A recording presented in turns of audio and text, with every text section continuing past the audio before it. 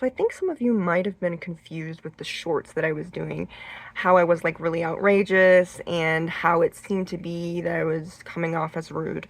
I apologize if that's what you thought I was doing. Sometimes my sense of humor can be really cruel.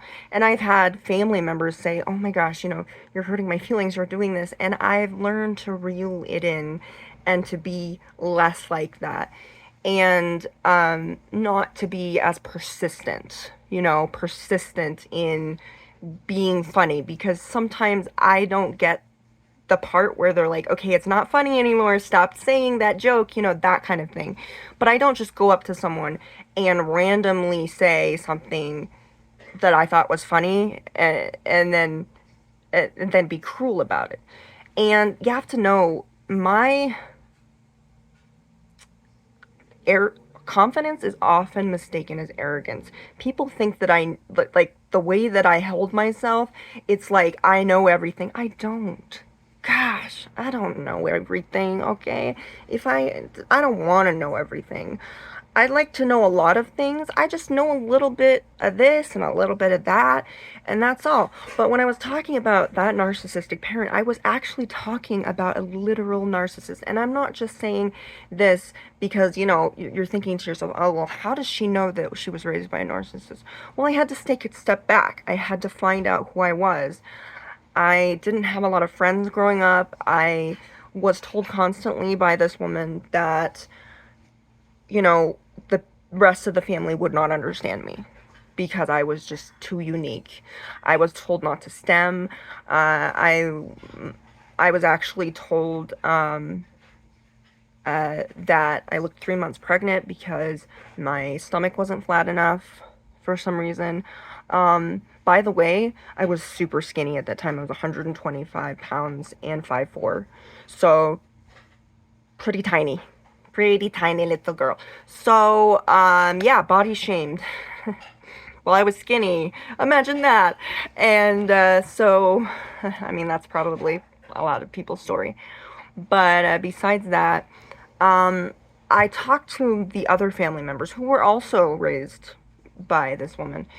And they said, yeah, she's a narcissist. Now, my family aren't narcissists. No, no, no, no. They're affected by narcissism and by the abuse. And then I started listening to other people's story about their autism and how they reacted to abuse. And then I started listening to psychiatrists and therapists that actually knew about narcissism. And when I heard it, my mind was blown. I was like, exactly, that is my life every freaking day. And I had to do this while I was living with this abuser. I had to do this. And no, was I always this confident? Did I always come out this way as being outrageous and as this is? No, I did not.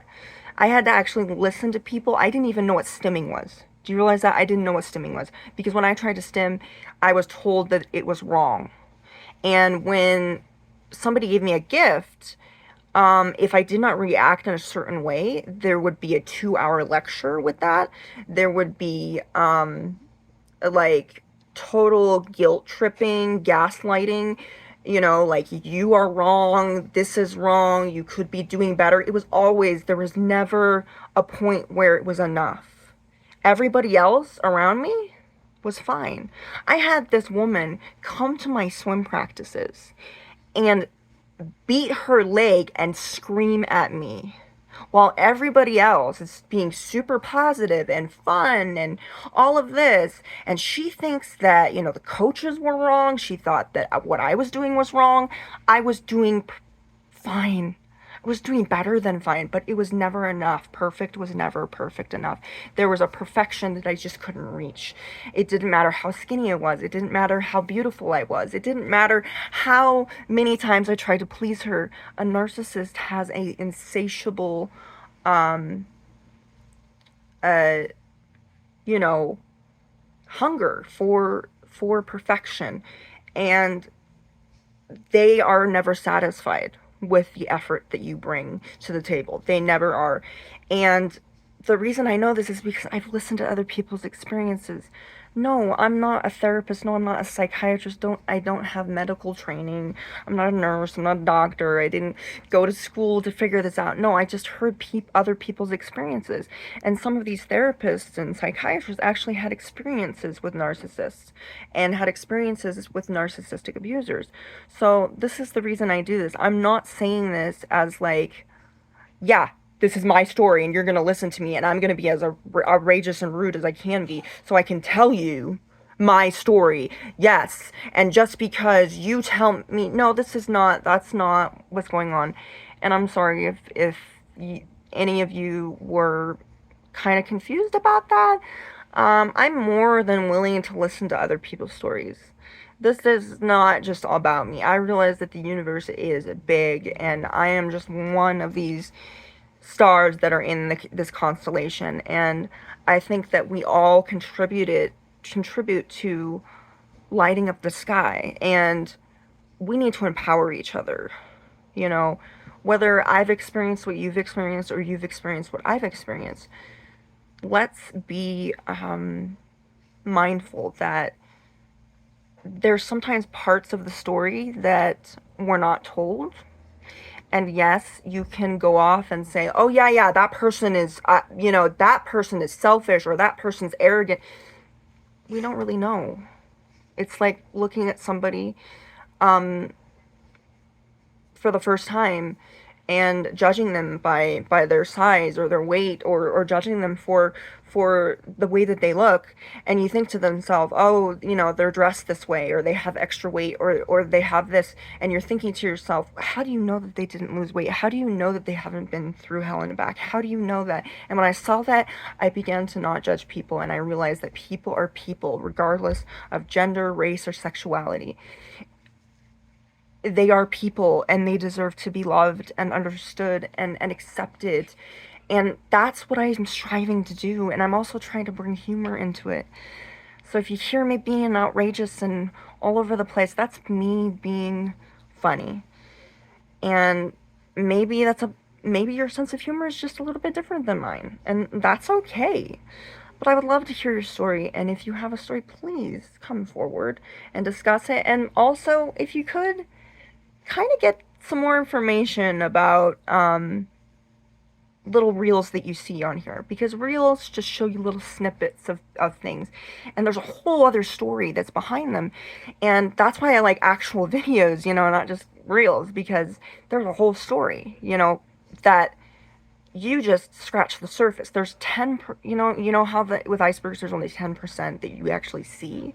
So you're not even seeing 10% of who I am. And I might not be even being seeing 10% of who you are. So let's communicate. Make comments. Ask questions. Get some information. And then maybe, just maybe, we could be friends. And we could see eye to eye on one, and be on the same page together and realize, okay, maybe there's more to the story than meets the eye. Because I'm sure that there's more to your story than meets the eye. So, yeah, if you have questions, ask. I'm more than willing to answer them. And if you have some criticism, like the fact that I might be a narcissist, sure. Some of us might have narcissistic traits. Does that mean I'm a narcissist? I sure hope not. But, yes, some of the things that seem autistic might seem like narcissistic. And, you know, I have criticized myself my entire life. I've made myself feel guilty for things that I shouldn't have because of the abuse that I've been through. And I'm going to say, if there's something that you want to do to actually insult me, I can tell you the things that I've said to myself are probably far worse. That's why. And the abuse that I've been through kind of has put me through the ringer, so to speak. So when it comes to things, yeah, I'll get insulted. I'll be like, oh, that's just rude. Why? But then I kind of calm down and I realize, well, maybe I hit something that was sensitive. Maybe I hit maybe I did something that was good, you know, because when you get opposition, sometimes that means you're doing something good. And maybe I touched someone and they just don't want to admit it, you know? Maybe that's the issue, you know? And I think, um, I'm not the only one that's been hurt. I'm not the only one that has autism. I'm not the center of the universe, and I don't want to be. And that's what defines me from a narcissist. A narcissist thinks that everybody around them has to drop what they're doing and look at them and serve them and watch them.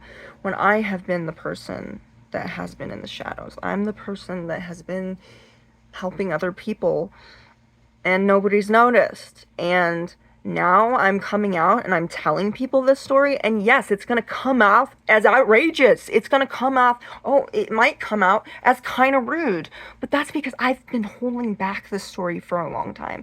I've held back my voice. I've had my voice be crippled and my spirits be crippled as well. So now I can tell my story with ease because I've left that life. I'm not living with my abuser anymore. I am here. I am so glad to be alive, and I'm so glad that people leave negative comments because guess what? It makes me think about things. It really does. It makes me think about things. It makes the wheels grind and get those juices flowing, and I realize there is another perspective than my own. Okay? And I realize that. And that keeps me humble. So, yeah, that's what I wanted to say. And thank you for leaving comments and thank you for interacting with my videos and YouTube shorts. I hope you all have a beautiful, blessed day.